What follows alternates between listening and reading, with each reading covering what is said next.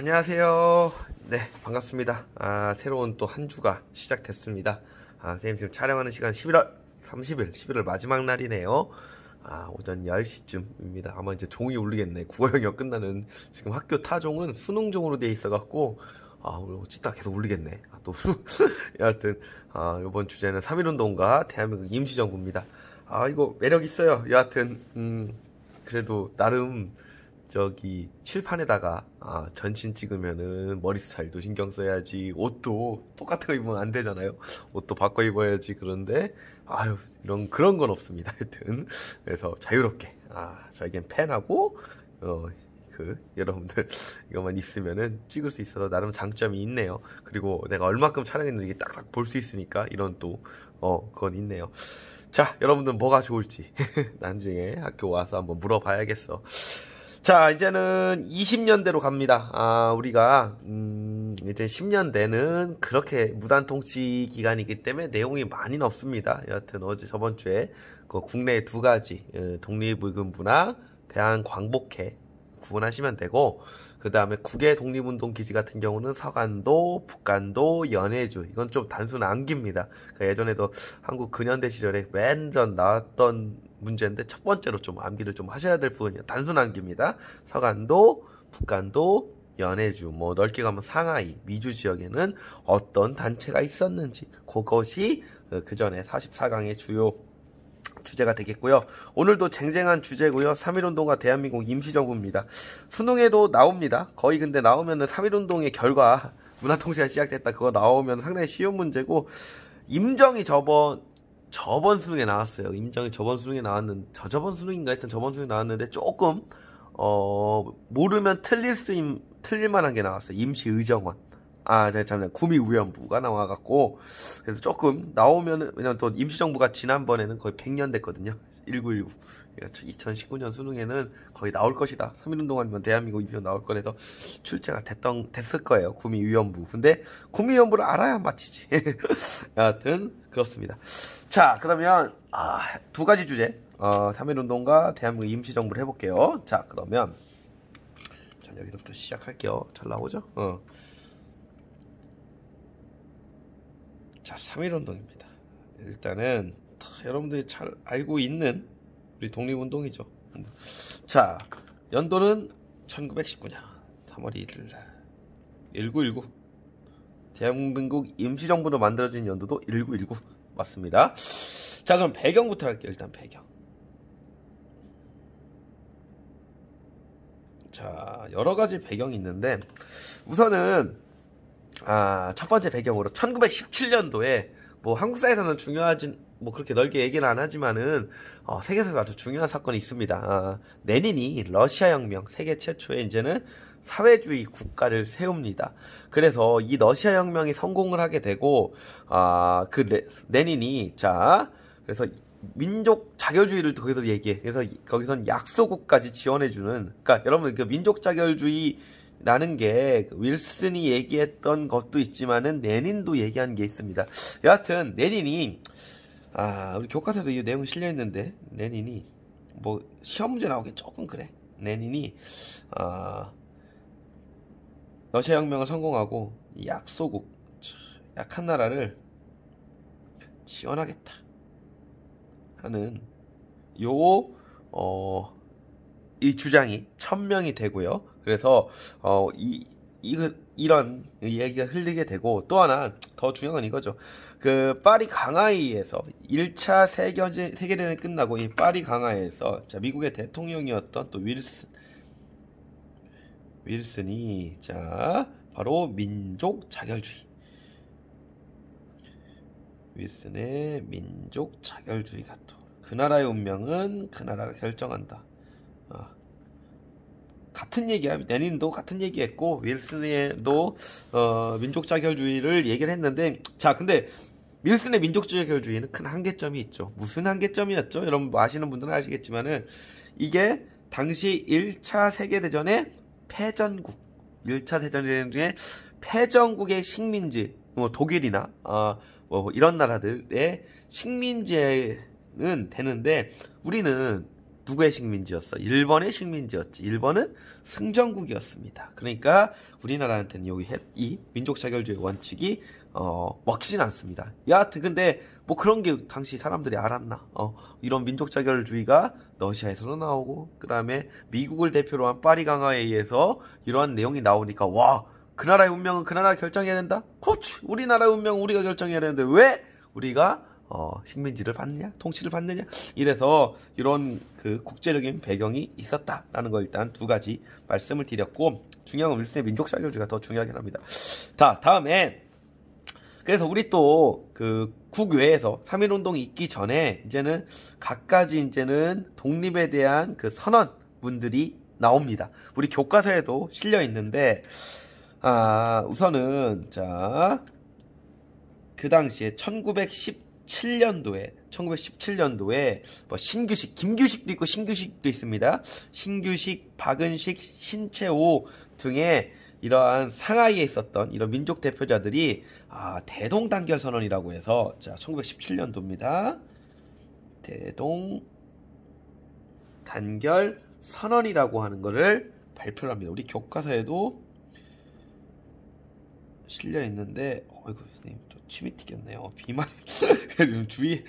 그래서 자 대동단결 선언 번졌어 나의 비말이라고 해서 1917년도에 당시 국민 주권론, 그래서 그 주권은 국민에게 있다. 그 다음에 주권은 불멸, 없어지지 않는다. 이러한 그 선언문을 발표를 합니다.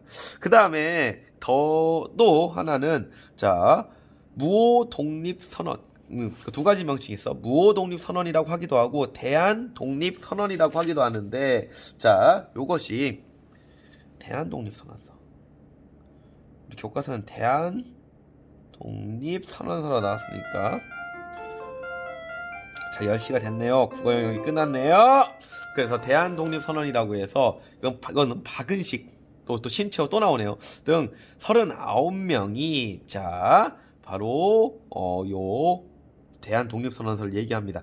이거 상당히 세게 얘기해요. 세게. 그래서 당시 무장투쟁론에 대한 그런 얘기도 하고요. 상당히 그 버전이 셉니다. 그러니까 강하게 얘기해요. 이 사람들 강력하게 얘기해서 일어나라 독립군들, 뭐 일제히 독립군은 뭐 천지를 휩쓸라 그러면서 개 돼지와 같은 일생을 누가 구차히 도모하겠는가 하면서 상당히 강하게 좀 얘기했던 게 요 대한독립선언서입니다. 사료 한번 확인해 보시면 느낌 올 거예요. 세다 해갖고 이게 또 1919년 2월 달에 대한독립선언서가 발표가 되게 됩니다. 자, 그래서 이러한 것들이 또 대한대동단결선언, 대한독립선언서 해갖고 약간 그 중국 만주와 그쪽 지역에서 이게 발표되고, 또 일본에서는 이것도 중요하죠. 28 독립선언. 이것도 많이 유명하죠. 자, 그래서 28 독립선언 2월 8일날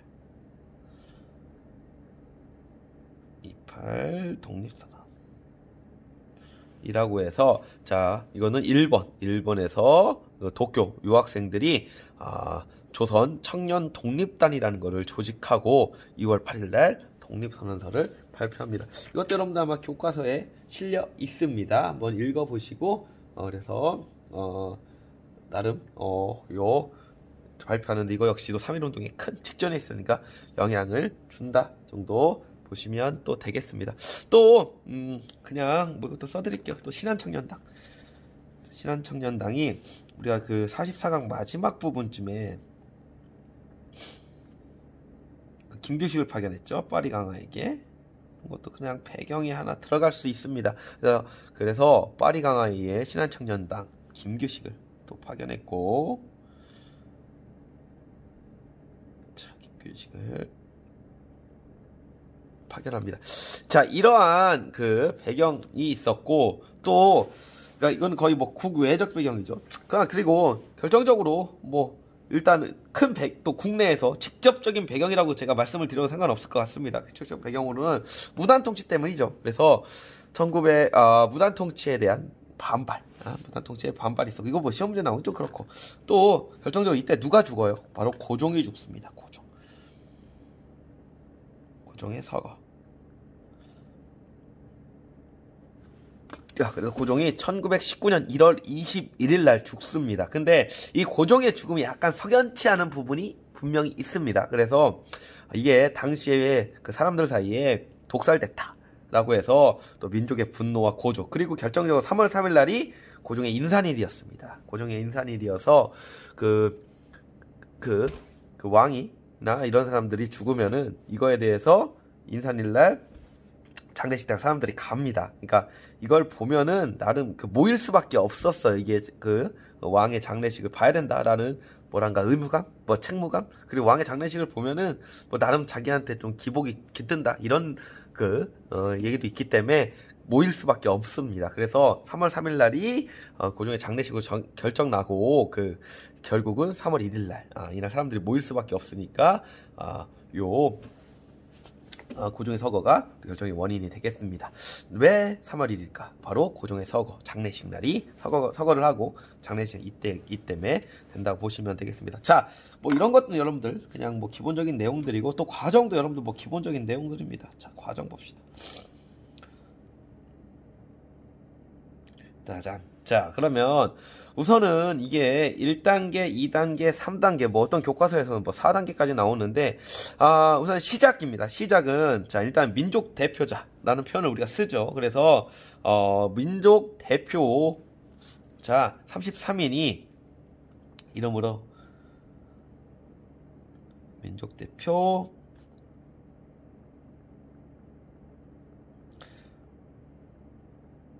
(33인이라고) 해서 이 33인 이름으로 독립선언서가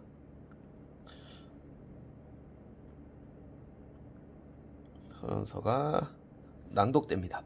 자, 그런데 이것도 조금 우리가 아쉬운 점이 있죠.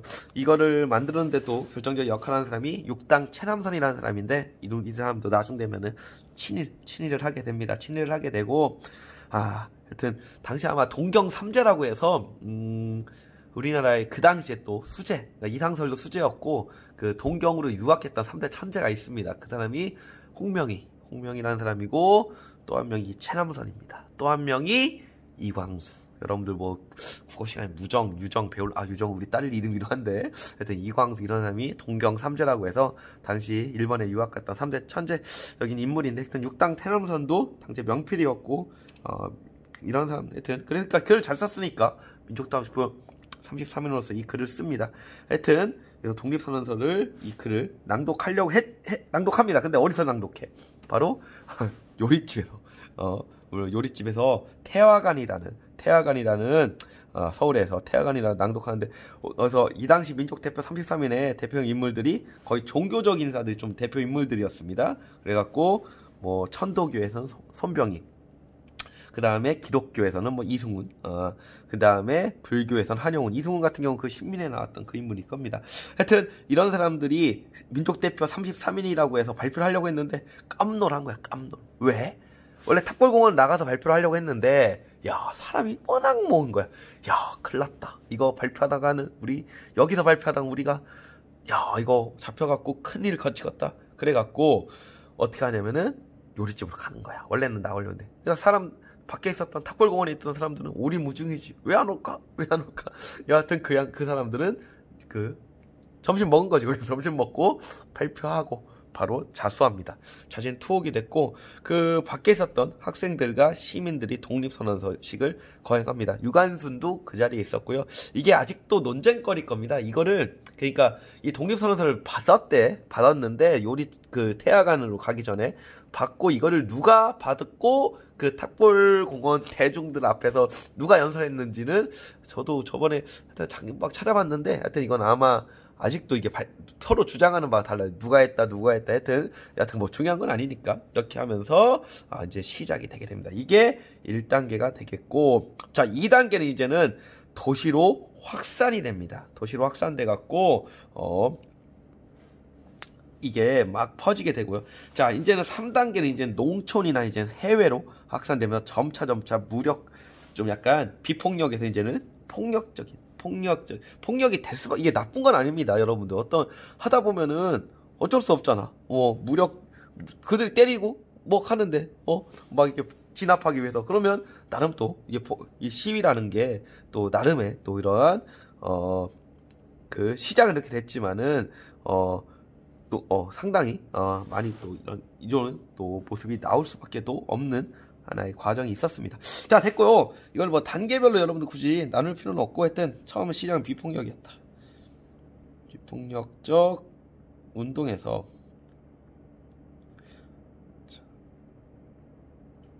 자, 폭력이 어느 정도 무력적 저항이죠. 저항적인 모습이 들어갔고, 특히 이런 무력적 저항의 가장 큰 이유는 또 토지조사 사업으로 인해 갖고 그 농민들이 적극적으로 참여합니다. 그러니까 그거에 대한 울분이 좀 많이 쌓였던 거고, 그다음에 또 이제 도시에서 시작돼서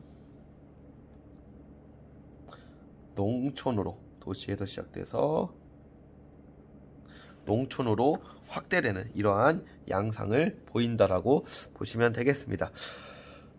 그래서 이게 5월 말까지 상당히 깁니다. 이게 진짜 근 3월 초에 시작해서 5월 말까지니까 근 3달 걸쳐 한 거고, 그 당시에 그 거의 모든 9년 거의 230개 9년 중에 210개 이상이, 그러니까 90% 이상이 참여할 정도로 전 국민적 그가 얼마나 이게 세게 왔는지, 많이 그런 무단 통치의 그러한 하나의 그런 울분 같은 게 얼마나 컸는지를 좀 알 수가 있었다 보시면 되겠고, 자, 이제 일제 탄압이라는 이름으로, 짜잔. 자, 그래서 대표 이제 유관순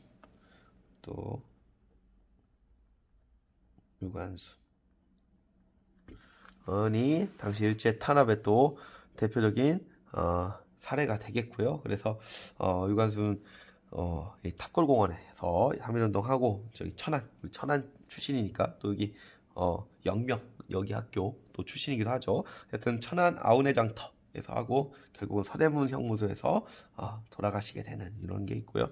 또 4월 달에 또 경기도 화성에 제암리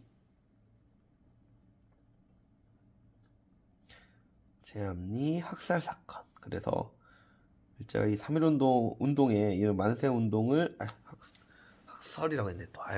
제암리 학살로 통해서 당시 주민들을 교회에 감금하고 그리고 불을 질러서 또 많은 우리 또 학살할게요. 지금 잘 안 되네.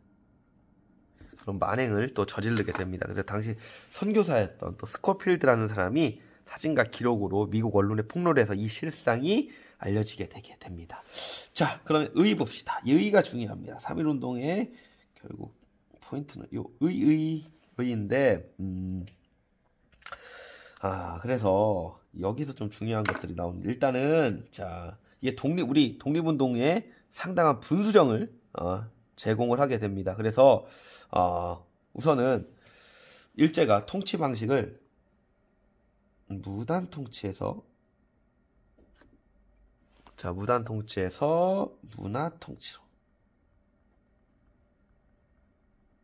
아주 모의고사 수능 단골 선지죠. 문화 통치로 통치 방식이 바뀌게 되는 하나의 결과를 초래를 하게요. 그 다음에 우리가 결국은 이 3.1운동이 성공한 겁니까? 실패를 합니까? 그렇죠. 결국은 실패를 하게 되는데, 그러니까 우리가 이제 뭉쳐야 된다. 그러니까 왜 우리가 실패한 이유 중에 하나가 우리를 뭉치게 하는 구심점이 없다. 그래서 우리에게 구심점이 필요하다 하면서, 자, 결국은 또 하나 중요한 대한민국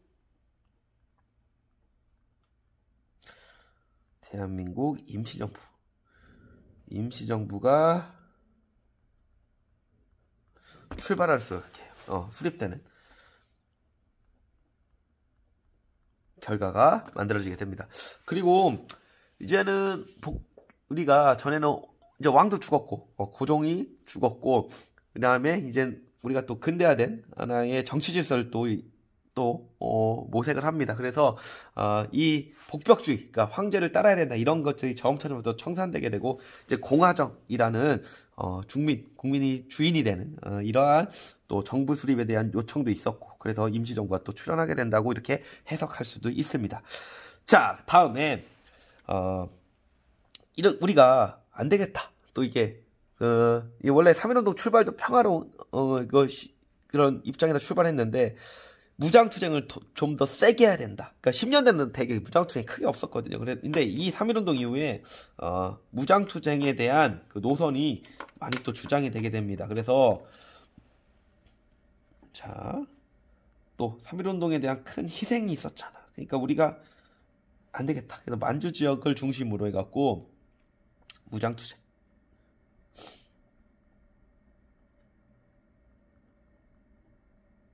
자, 만주 지역을 중심으로 무장투쟁에 대한 움직임이 생기게 됐고 여기에 이제 늘어나게 됩니다. 점차 이제 대표적으로 이제 청산리 대첩, 봉오동 전투 이런 것들이 다 3.1운동 다음인 1920년에 이런 것들이 다 일어나게 되게 됩니다. 또 해외 다른 나라의 또 민족 해방 운동에도 큰 영향을 주게 되는데요. 자, 대표적으로 자, 민족 해방 운동. 국외 민족 해방 운동에도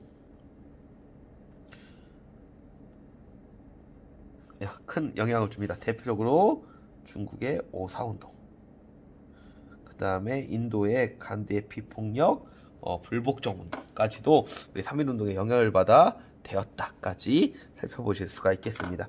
자, 여기까지가 이제 3.1운동의 내용입니다. 3.1운동 내용인데 여러분들이 많이 아시는 부분이고 뭐 그렇게 어렵게 나오기에는 조금 있습니다. 한계가 있고 의의를 중심으로 여러분들이 살펴보시면은 될 겁니다.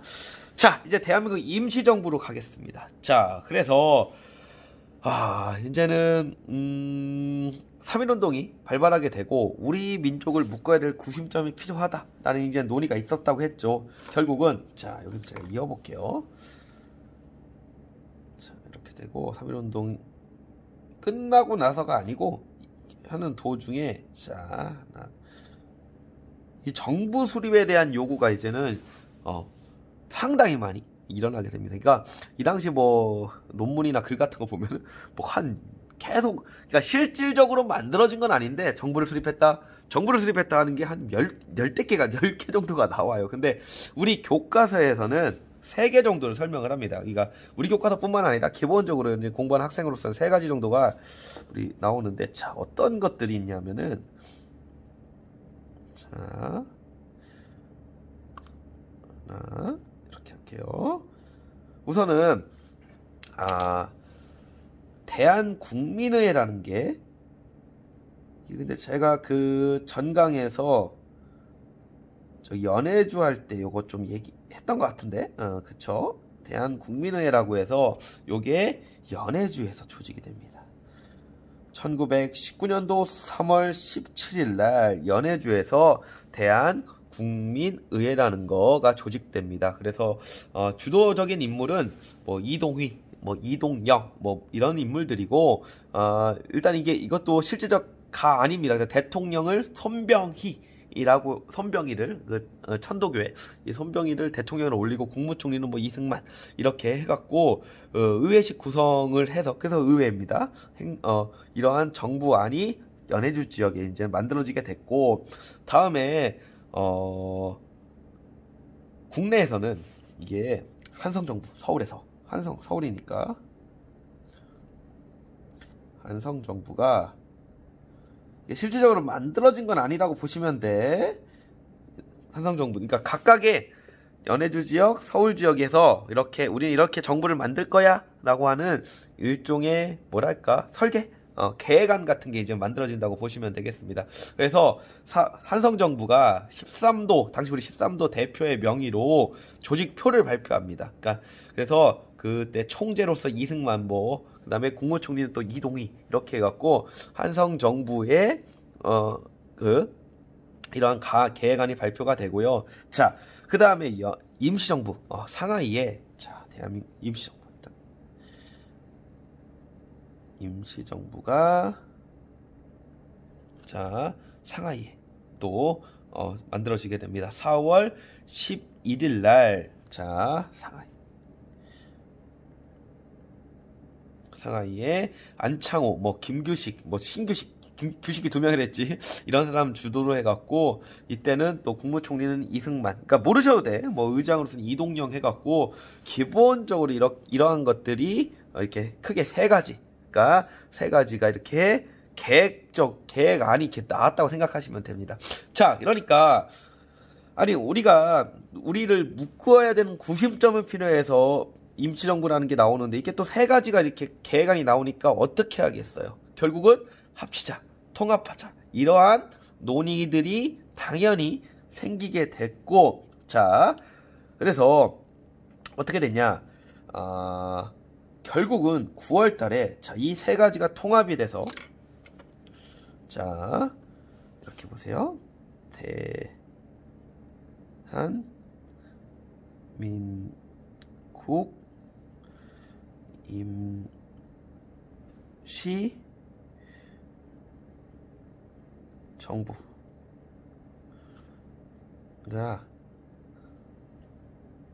탄생을 하게 됩니다. 요게 9월 달입니다. 자, 그래서 우선은 이 대한국민의회 이게 통합 논의를 할 때 대한국민의회 쪽은 자, 이쪽 연해주 지역이니까 우리가 새롭게 만들어진 정부가 무장투쟁 노선을 가져야 된다고 생각했던 사람들이 대한국민의회에 만들었던 그런 세력들이 대개는 이쪽이었고, 상하이 임정 같은 경우는 자 외교노선자 상당히 많이 있었습니다. 자, 다시 정리를 다시 할게요. 뭐 그러니까 다시 이 임정에 대해 임정을 이제 한 개를 만들어야 되는데 또 임정을 어디다가 두는 거에 대한 논쟁이 있었단 말이야. 그래서 연해주의 대한국민회의 쪽은 우리는 무장투쟁을 해야 된다. 그러면 무장투쟁을 하기 위해서는 우리와 가깝게, 우리 한반도와 가깝게 위치하는 데를 그래야지 공격하기가 편하잖아. 그래서 연해주 지역에 임시정부가 가야 됐다고 주장을 했었던 사람들이고, 그리고 상하이에 주자는 사람들은 자 당시에 외국 공사관들이 상하이 지역에 또 많이 위치했습니다. 그러니까 자주 만날 수 있겠지. 여기에 임정을 둬야 된다라고 생각을 했던 거지. 자, 여하튼 통합을 합니다. 통합을 하고 대한민국 결국은 상하이에 두잖아. 그러니까 이쪽에 외교론을 선택을 한 거야. 외교론을 선택을 한 건데 그래서 자 결국 선택을 한 거고 자 이승만. 그래서 상하이 임정 쪽을 주장했던 이승만이 대통령 자리에 오르게 됩니다. 넘버 1의 자리를 준 거지. 다음, 그럼 무장투쟁 노선자 요 계열한테 넘버 2 자리를 줘. 총리 자리를 줘. 그래서 이동희를 총리에 앉힙니다. 이래서 대한민국 임시정부가 출범을 하게 되고, 그러면 한성정부는 뭐를 주냐? 자, 한성정부를 법통을 승계한다고 합니다. 법통. 그래서 결국 이 통합된 임정 같은 경우는 한성정부를 승계했다 이렇게 밝히기도 하고요. 결국 또 한성정부의 그 정부안이 이승만이 집정관 총재였고 이동희가 국무총리였거든. 그러니까 그 임시정부로 그대로 가니까. 여하튼 이렇게 좀 정리하시면 될 것 같아요. 그래서 한성정부의 법통을 계승했다라는 거. 그리고 결국은 무장투쟁을 주장했던 이동희를 또 2번째 자리에 앉히면서 여기까지 흡수했다라고 보시면 됩니다. 그러니까 결국 상하이 임정이 대한민국 임정이 되는 건데 뭔가 이 통합에 대한 뭔가의 명분이 있어야 되니까 이렇게 해서 마무리됐다고 살펴보시면 되겠습니다. 자, 그러면 이렇게 구성된 이제 대한민국 임시정부의 주요 내용을 여기다가 잘 나옵니까?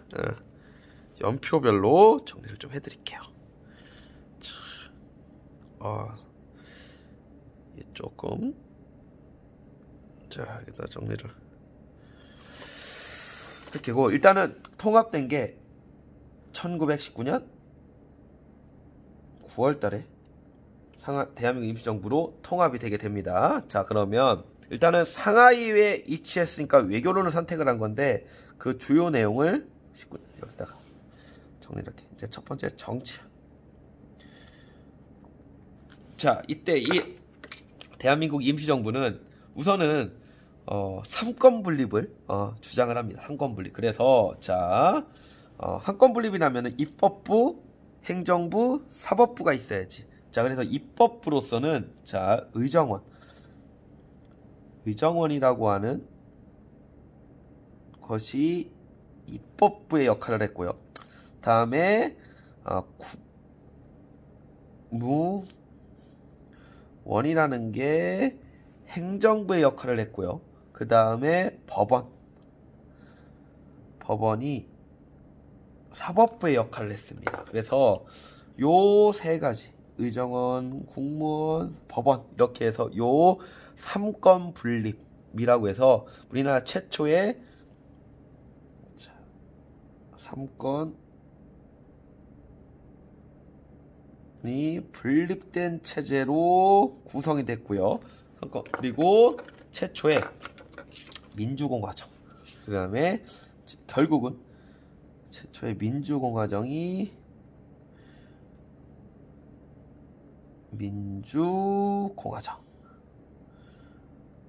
공화정의 정치체제를 완성을 합니다. 시작이 되게 됩니다. 그래서 이 최초 민주공화정이 실시가 되게 됩니다. 그래서 다시 정리하자. 우리가 신민회에서도 공화정을 지향했고 대한광복회에서도 지향을 했고요. 대동단 결선에서도 이제는 민주공화정을 지향하는데 결국은 여기서 이제는 완성이 됩니다. 완성이 되고 이제는 우리 법통을 이은 게 현재 우리 대한민국이 되겠고요. 다음에 두 번째로는 일단은 요 얘기를 했고요. 그 운영 과정에서 이제는 자 어떤 조직을 초반에 만들었었냐면은 자 비밀 행정 조직망으로서 연통제, 이것도 선지 하나 정도는 나올 수 있습니다. 연통제에 나오면 대한민국 임시정부다. 연통제라고 해서 지방 조직입니다. 자, 지방 행정 조직으로서 연통제를 둬갖고 지방의 각 도 밑에 독판, 군감, 면장들을 임명해서 연락을 하기 위한 연락책입니다. 뭔가 이렇게 조직을 만든 거야, 지방에. 그래서 저쪽 평안도나 이쪽 지역에 요 연통제를 통해서 국내와 이렇게 연결을 도모하게 해서 이걸 또 구성을 했고요. 그 다음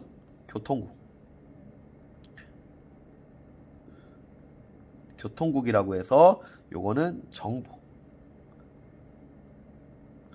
그러니까 정보 수집하고 우리나라 국정원 같은 느낌이지. 국정원 같이 국내가 어떻게 돌아가는지 그래서 통신기관에서 정보 수집하고 분석하고 또 연락하기 위해서 요 교통국을 두었습니다. 하여튼 연통제가 교통국이 나오면 임정이구나. 이걸 좀 알아보시면 좀 될 것 같습니다. 이런 것도 되고요. 그 다음에 이제는 군자금, 이거를 경제라고 그냥 할게요. 임정을 돌리기 위해서 당연히 돈이 필요하죠. 그래서 임정 산하에 어떻게 해서 이 돈을 마련했냐면은 우선은 공채라는 걸 발행합니다. 애국공채 혹은 독립공채라고 해서 애국공채 또는 독립공채라고 해서 채권 발행하는 거야. 그러니까 파는 거지. 우리가 아직은 이걸 발행해서 나중 되면은 뭐 지원도 받는 거고 우리가 독립하면은 우리 국가 이름으로 대한민국 임시정부 이름으로 이 공채를 발행해 갖고 군자금을 이렇게 모금하기 위해서 그다음에 그 정부 운영하는 돈을 모금하기 위해서 이걸 발행하게 되고요. 그다음에 또 비밀스러운 회사로서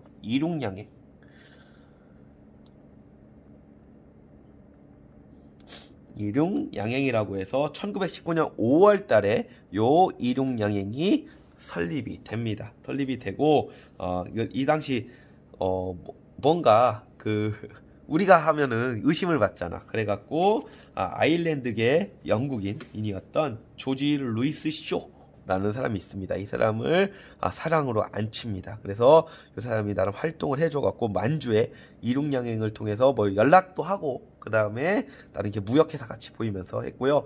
그 다음에 국내에서도 비밀스럽게 백산상해라고 해서 안희재라는 사람,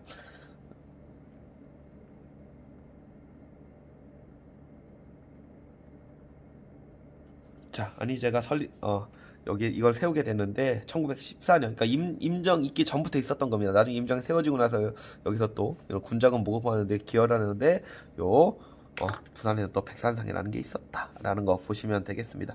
자, 다음으로 갈게요. 다음으로 가서 외교 볼게요. 외교인데 자, 요게 한번 수능에 나왔습니다. 외교인데 자, 수능에 나왔으니까 파란색으로 쓸게요. 그래서 구미위원부라고 해서 대통령이 된 이승만이 자, 구미위원부를 워싱턴에 만듭니다. 워싱턴에 만들어 갖고 요 구미위원부가 중심이 돼 갖고 활동을 합니다. 그래서 외교 활동하는데 중추적 역할을 하고 결국은 이승만이 대통령인데 거의 상하이에 있지 않고 이 구미위원부 미국에 가 있었단 말이야. 나중 되면 이승만이 탄핵되는데 사유로서 제거했던 게 또 이 구미위원부에서 워낙 여기서만 활동을 했기 때문에. 근데 구미위원부를 설치했다. 이게 하나의 답이었습니다. 자, 이제 나머지 문화. 자, 문화면에서는 일단은 사료 편찬소, 역사 사료를 편찬하자.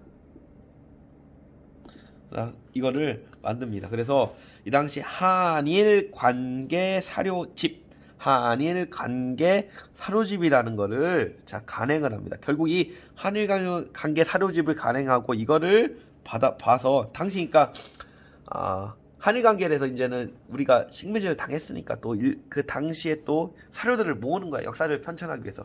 결국은 임시정부 2대 대통령이 박은식이거든요. 이 사람이 역사학자입니다. 이 박은식이 요거를 참고해서 한국 독립운동 지열사라는 책을 또 간행을 하게 됩니다.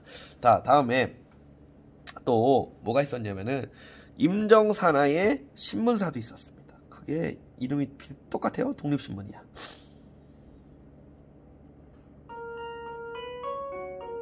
자, 그래서 이 독립신문이 그 당시 국한문 혼용체로 이광수, 그러니까 이광수가 이 사람도 친일을 하는데 이광수가 친일하기 전에 이광수 28 독립선언 할 때도 좀 나름 역할을 할 겁니다. 그리고 상하이로 가서 이 독립신문을 간행을 하는데 또 주필 역할을 합니다. 하지만 이후에 그러니까 임정의 기간지가 독립신문이야. 하지만 결국 또 친일 이걸 하다가 이제는 한계에 본인이 느낀 거야. 그리고 나서 이제는 친일의 길로 들어간 게 이광수가 되겠습니다.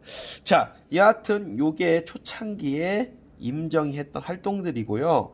자, 그러다가 이제 임정이 점차 이제 무너지게 되는 건데 잠깐 무너진다는 표현도 그렇지만 이제는 쇠퇴기로 갑니다.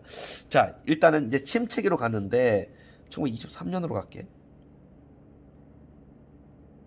23년인데 우선은 20년에 이 국내랑 행정 또 연락기구를 했던 연통제와 교통국이 발각이 됩니다. 그래서 이 국내와 임정이 이제는 그 연결할 수 있는 고리가 완전히 단절돼 버린 겁니다. 자, 그리고 이제는 이 이승만이 대통령을 하면서 이제 외교 노선에 대한 이제 한계가 봉착이 되는데, 자, 일단 쓸게요. 그래서 23년도에 요걸 열어. 다시 임정이 우리가 새롭게 바뀌어야 된다. 우리가 지금 외교 노선을 해갖고 뭘 했냐 하는 거야. 뭘 했냐. 그래서 우리 모이자. 그래서 1923년에 국민 대표회의라는 걸 소집을 합니다. 상하이에서 꽤 길게 해요. 1월달부터 6월달까지 이 국민대표 우리가 다시 어떻게 우리가 임정이 나가야 될 그 방안을 모색하자고 하는 요것이 됩니다. 우선은 이게 여러 가지 이유가 있는데 아까 말씀드렸던 대로 연통제와 교통국이 조직이 붕괴가 됐고 외교 활동을 지금 했는데 대체 우리가 뭐를 했냐는 거야. 대체 어떻게 이승만이 또 구미위원부를 설치해서 미국에서 활동하는데 뭐를 했냐는 거야. 그리고 당시 또 이제 사회주의 계열을, 그러니까 이동희도 사회주의 계열이고, 사회주의 계열과 또 민족주의 계열 간에 또 다툼도 있었고요. 자, 여하튼, 또, 결정적으로 이승만이 뭐를 했었냐면은, 이승만이, 자, 당시 그러니까 UN 되기 전이죠. UN은 2차 세계대전 끝나고 나오는 게 국제연합이고, 국제연맹은 1차 세계대전 끝나고 나서 만들어낸 단체인데, 이 국제연맹가 그 다음에 백악관에 자, 윌슨한테 보낸 거야. 우리 나라를 우리 위임 통치 해달라는 위임 통치 청원서를 보내요. 이승만이 국제연맹한테 우리를 위임 통치해주세요 하는 청원서를 보내는 거예요. 그러니까 어때? 여러분들 들어도 뭐지? 이러잖아. 아니 우리가 일제한테 지금 식민지를 식민 당하고 있는데, 그럼 우리가 이제 얘들이 일제를 없애고 그럼 대신 통치해야 되나? 이런 느낌이 들겠지. 결국은 요게 이제는 근데 원래 국민 대표하기 전부터 위임 통치 청원인데 이걸 이제 문제하는 거지. 그래서 23년에 자, 그러면 우리 어떻게 해야 되냐? 위임 통치 청원을 보냈고 요게 결정적인 이유가 됩니다. 근데 그 전부터 보내긴 했는데 하여튼 요게 이걸 제출했고, 그래서 국민 대표회의가 소집이 되고, 자, 이제 각가지 이제 노선들이 있게 되는데, 대표적으로 새 노선인데, 자, 크게 보면은 창조파가 있어. 자, 창조파가 있는데, 이 창조파의 대표 인물은 신채호야. 자, vs 개조파가 있어. 개조파의 대표 인물은 안창호야. 자, 그래서 하나 또 있는 거는 현상유지파야. 근데 현상유지파는 참여를 안 해, 국민대표에서. 그래서 당시 임정화에는 새 창조파 임정을 해체하고 새롭게 가자는 거야. 그러니까 여기는 연해주에 다시 임정을 주자는 거야. 이거 저거 외교노선 해봤자 뭐 했냐는 거야. 결과가 없다. 위임 통치 청원이나 해놓고 우리 무장투쟁 해야 된다. 그래서 임정을 새롭게 연해주에 주자는 쪽이 창조파입니다. 창조하자는 거야, 새롭게. 개조파는 그래, 문제는 좀 있긴 있었다. 근데 그래도 우리가 아직 무장투쟁하기에는 어렵지 않냐. 그래서 안창호라는 인물이 대표적으로 얘기했고, 우리 그래도 조직만 좀 개편하자. 다시 그 연해주나 만주 쪽에 드는 건 무리수다라고 한 거고, 그냥 현상유지파. 우리 그냥 잘 돌아가는데 뭘 개편 또 해. 그래서 그 유지파도 있었단 말이야. 그게 대표는 김구야. 김구가 이때까지는 약간 드러나지 않아요. 이때 드러나는, 그냥 이때 또 김구의 활동에 대해서 조금 약간 비판적으로 보는 사람도 있어요. 여하튼 결국은 창조파, 개조파 모두 떠나. 결국은 누가 남아? 유지파만 남는 거야. 그게 김구였어. 그래서 이제는 현상 유지파인 김구, 국민대표회의에 불참한 김구가 남게 되고, 결국 이 김구가 당시 내무부를 이끌고 있었던 사람이었는데, 결국은 김구가 내무불령을 때려서, 자, 결국은 결렬되고 현상유지파만 남게 되는 겁니다. 현상유지파 김구만 이때 남게 되는 거라고 보시면 되겠습니다. 그리고 나서 자, 25년도에 자, 이승만이 탄핵됩니다. 이승만이 자, 탄핵되고 임시의정원에서 이걸 의결합니다. 입법부니까 탄핵은 입법부에서 하죠. 이승만이 탄핵되고, 결국 그 당시 25년도에 두 번째 대통령이 이제 박은식 임시정부의 이제 2대 대통령이 됩니다. 그런데 박은식이 추대를 했는데 바로 건강이, 당시 박은식은 바로 조만간 되고 나서 이제 죽게 됩니다. 건강이 또 악화되고 결국은 이게 3월 달에 추대됐다가 11월 달에 박은식이 사망을 하게 되거든요. 그리고 사임을 하고 결국은 이제 김구백기 남지 않게 되는 게 당시의 모습이 되겠습니다. 자, 그래서 박은식이 됐고 결국 이제는 개헌을 하게 됐는데 그 개헌은 제가 밑에다가 좀 정리를 좀 다시 한번 해드릴게요. 자, 그 다음에 그냥 이렇게 되면서 자 그냥 여기다 쓸게요. 31년도 이거는 또 뒤에 할 건데 그냥 여기서 그냥 한번 또 얘기할게. 다시 임정이 이렇게 부활 이렇게 세태기를 겪었던 임정이 다시 부활하게 되는 거는 요거죠. 한인 애국단 조직. 뒤에 또 할 겁니다. 그냥 여기다 그냥 한번 미리 공부해 보시죠. 대표 두 봉이 있죠. 이봉창, 윤봉길. 일이 있게 되고요. 그리고 나서 40년 임정은 이동 하다가 어느 지역에 자리 잡게 돼? 충칭. 춥네요. 그러니까 충칭에서 자리 잡고 다 임정이 다시 한국 항복권. 다 중요한 것들 이라는 거. 그 다음을 만들게 되는 것까지의 내용입니다. 자, 이거는 뒤에 또 나옵니다. 잘 나오죠? 하여튼 요거 살펴보시면 되겠고요. 자, 이제 마지막으로 꽤 많이 했네.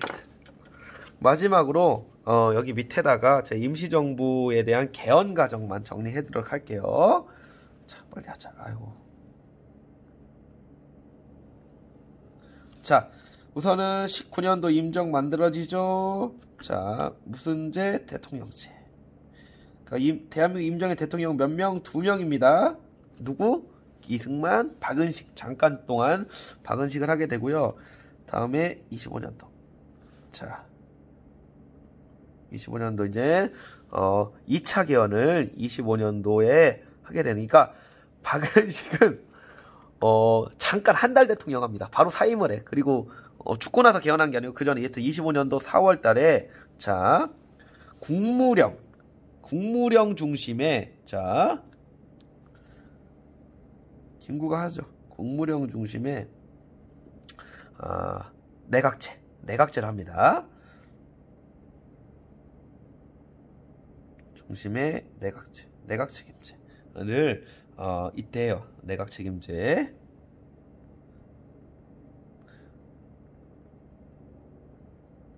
자, 그러다가 27년도가 되면은 3차 개헌을 합니다. 3차 개헌을 하고 그래서 당시 집단지도 체제. 국무위원들이 의원의 집단지도 체제.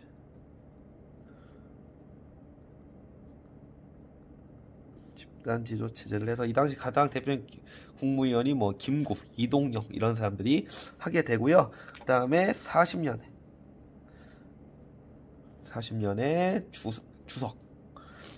주석 김구가 주석이었죠. 그래서 주석 중심의 단일 지도 체제가 40년에 되고요. 그 다음에 마지막 44년